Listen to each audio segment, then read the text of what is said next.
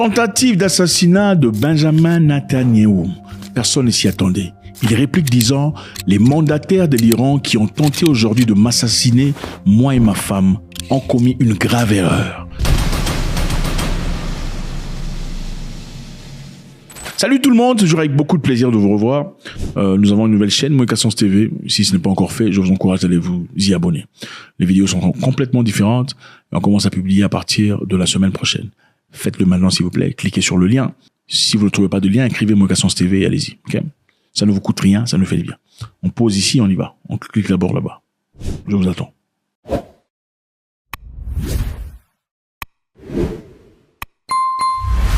Merci.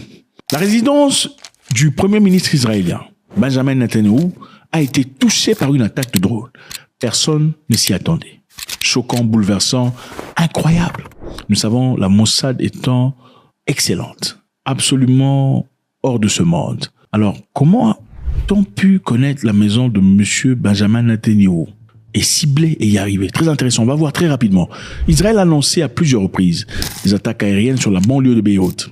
Il y avait quelques temps, ça c'est sur le Liban.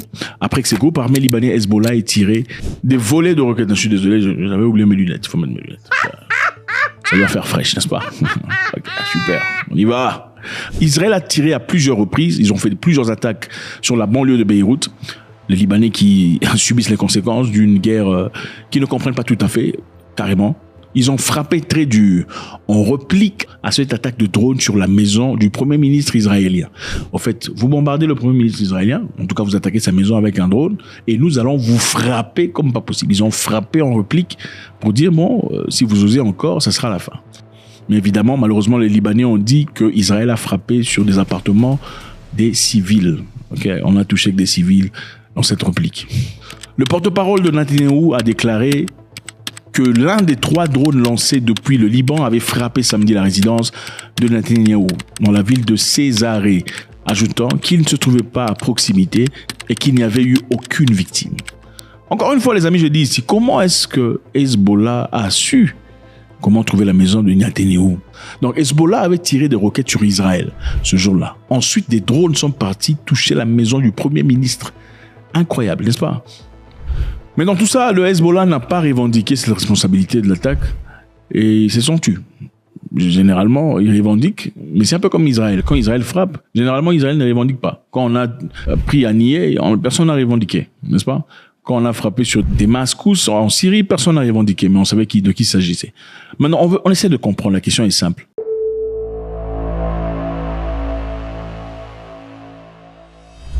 Le Iron Dome est un système très complexe, un système avancé, un système avant-gardiste qui protégerait Israël de toute attaque extérieure, quel que soit missiles, hélicoptères, bombardiers, roquettes, tout ce que vous désirez. Mais le Iron Dome n'a pas pu repérer le drone qui a frappé la maison de Netanyahou. Et puis, bon, je vous rappelle, le drone, c'est pas un missile balistique. Le drone, c'est lent. Et le drone a parcouru beaucoup de kilomètres. Voilà une experte qui fait un commentaire. Nour Odedi. Le fait qu'un drone eût passé inaperçu à 70 km de la frontière libanaise, aucune sirène ne s'est déclenchée et il a frappé la cible prévue, a suscité beaucoup d'inquiétudes en Israël et au sein de l'établissement de la sécurité israélienne. Évidemment, si vous avez un système aussi sophistiqué et qu'un drone simple ait été à mesure de percer et de ne pas être repéré par les systèmes avancés, ça doit poser beaucoup de questions. Elle a encore déclaré qu'une large volée de roquettes en provenance du Liban avait été utilisée comme leurre, pour lancer l'attaque par drone à la maison de Netanyahou. C'est-à-dire, les sirènes et les activités étaient penchées vers le nord, là où on tirait les roquettes. Donc, ils ont d'abord tiré les roquettes dans le nord, ensuite envoyé des drones dans le sud. C'est comme ça qu'ils ont joué. Alors, les frappes israéliennes. Plus tard, samedi, le ministre libanais de la Santé avait rapporté que 4 personnes avaient été finies et 11 autres personnes blessées lors d'une frappe aérienne d'Israël contre les immeubles d'habitation de la ville orientale de Baloul. Donc, la réplique israélienne, malheureusement, n'aurait pas touché des cibles militaires, mais des cibles civiles. Bon, sont-ils en train de dire la vérité? Pour l'interrogation. Vous savez, généralement, c'est facile de dire on a tué des civils, ce sont des civils, mais en réalité, on a touché des cibles militaires. Okay? Et le contraire est aussi possible. Je vous rappelle ici, quand l'Iran a frappé Israël, Israël a dit qu'il y avait les cibles n'étaient pas touchées. jusqu'à ce que l'on nous montre des papiers, des preuves. Donc, il y a une propagande ici et là. On ne doit pas tout croire. On doit faire attention, que ce soit du côté israélien ou du côté libanais.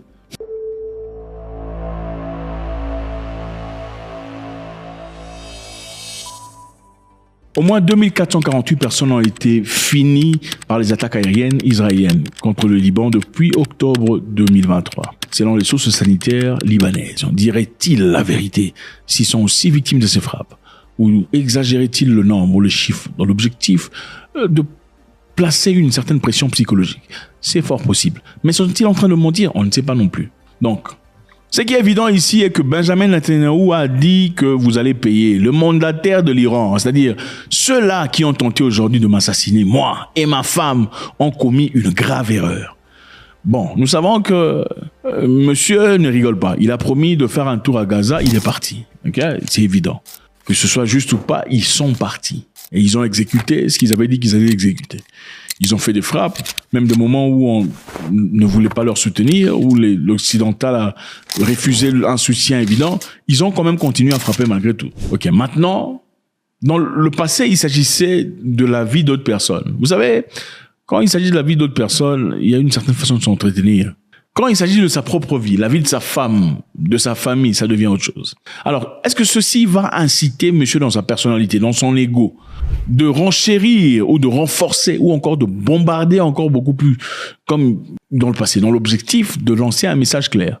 Parce que on dit, si quelqu'un de faible te touche, te dérange, soit tu te tais ou tu réagis de manière écrasante pour lancer un message même à ceux qui sont des voisins, ceux qui auraient été témoins de ce manque de respect, afin qu'ils n'osent jamais même y penser. C'est machiavélien, n'est-ce pas?